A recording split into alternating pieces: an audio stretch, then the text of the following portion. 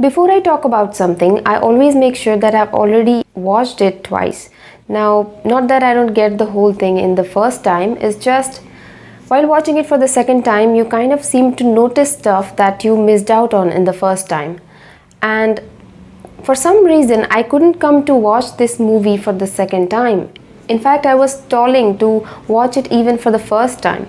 Now, without any further ado, let's move on to the story, guys. And yes, there will be spoilers, so in case you haven't watched it yet or are considering to watch it in the near future, please skip this video, don't watch this one. So yeah, now the story is 10 extraterrestrials came to Earth about 7,000 years ago when the humans were just starting to learn things. They were sent here to help the humans grow and evolve and make sure that they populate well. But after all this time, when they come to know about their true purpose for being on Earth, they are conflicted, and the end of the world is about to begin and these people are supposed to stop it. So I'm not going to wander around anymore. Let's just get straight into the story. First of all, it's a new beginning, a new storyline, which is actually essential as it's a concept that they can build up on later. It's actually a whole another world, or rather universe. After Endgame, it was like a proper end, so we all needed a new beginning. And this is good as a beginning. There are also so many new characters. Now the characters, even though way too many and absolutely in no connection to anything or anyone we have ever seen before, still we need to agree that it is essential to the storyline because, well, we have to have something to move on, right? And as I said, it's essential to the storyline, so let's just bear with it. Now, I think one of the most disappointing thing about this movie is the narration of it. Now, I understand that the Eternals have been here on Earth for past 7,000 years and the major past events, the events that shaped mankind, helped human race develop, we are bound to see the Eternals and their role in them. But for some reason, it didn't feel cohesive at all. I mean, you see something going straight and then suddenly you go back a few thousand years. Then once again, when the story is moving forward, suddenly you go back 1,000 years and see something else happening. And it's not that you go back in time, you actually spend a substantial amount of time there. So you kind of lose your perspective when it comes to the present. You know what's happening at the moment.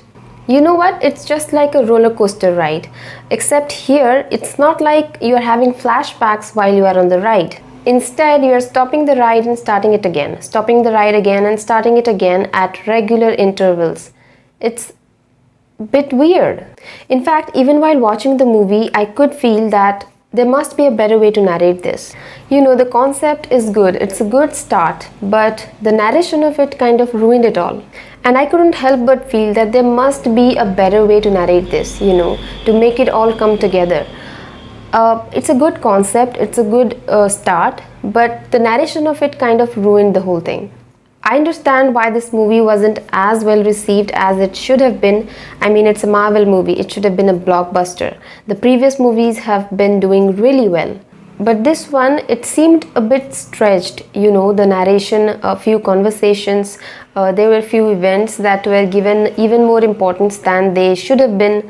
Now, we have been watching Marvel movies for more than a decade now and we are used to just the enough amount of drama and emotions and we know when it's more than that or not enough. Also, there are way too many characters introduced at once and somehow they felt distant. We know that's the new beginning and they have to set up a new foundation to build up on next. But still, you can't relate to anything. You don't care about anyone. You don't know the strengths and weaknesses of these people. The whole thing felt scattered, from the narration point of view, of course. Even without all these elements, you can watch a movie and still enjoy it. But for some reason, this one just doesn't work. Maybe because we all know that it could have been better. They have been doing it for so long and if they wanted to make it better, I'm sure they would have. There is another thing in this movie that actually was a big turn-off for me and I think is a big plot hole. That is, when these extraterrestrial beings came to Earth about 7,000 years ago, they were told not to interfere in the human conflicts, right? They said that they didn't come to fight Thanos because They were asked not to interfere in the human conflicts, in humans' fights. But wasn't Thanos actually disrupting the birth of a celestial by wiping out half the universe? I mean, we're not talking about a planet here, we're talking about the whole universe, which was actually defeating their purpose of human evolution, or the human population reaching to a certain point. And even if they didn't come to fight Thanos, they could at least have a feasible reason. Maybe something like they didn't even know about it. In fact, this one could have added to the whole experience, because in the end we all find out that they were constructs of Arisham and not real beings. It could have only added to the whole narrative. So I'm not sure what happened here. I think this would have made much more sense, because Thanos was also an extraterrestrial. It was not like World War I or World War II that just happened among humans. It was Thanos. He was an extraterrestrial. Also, one more thing I noticed is that it's hard to believe that they have been together for 7,000 years on a planet, because they don't seem as close-knit. Now, there are a lot of things that are happening in this movie, the Eternals, their history together, then there are deviants that need to be extinguished. Then there is them not knowing what to do, and then ultimately deciding to fight Arisham in order to save a planet. Among all this chaos, you see them sitting together and joking, even though they don't know what they're gonna do or how they're gonna save the planet or whatever it is that they decide to do at the end. In fact, they aren't even sure if they can actually save the planet or not. Again, it's not that we have not seen anything as complex. It's not bad to have all that, provided you know how to make it all come together and work together well and turn it into a good package. You know what, by the time I reached the end of it, I had no idea what's gonna happen and what they're gonna do and how they're gonna do it. But anyway, I guess it's a good movie. I mean, if you don't associate it with any other Marvel movies, whatever we have watched previous to this one, if you don't associate it with any one of those, then I guess it's a good movie. I guess it's okay. As a standalone, I guess it's okay. I mean, there is amazing action and amazing fighting sequences. In fact, they are the only ones that made me feel like I was watching a Marvel movie. But in relation to the previous events, it didn't really resonate with me well. And I think it's the same for most people as well. And the narration of it was a big bummer, because we feel bad because we know that they could have made it better. They have done it before, so they definitely could have made it better. They had the potential, they have everything to make it better.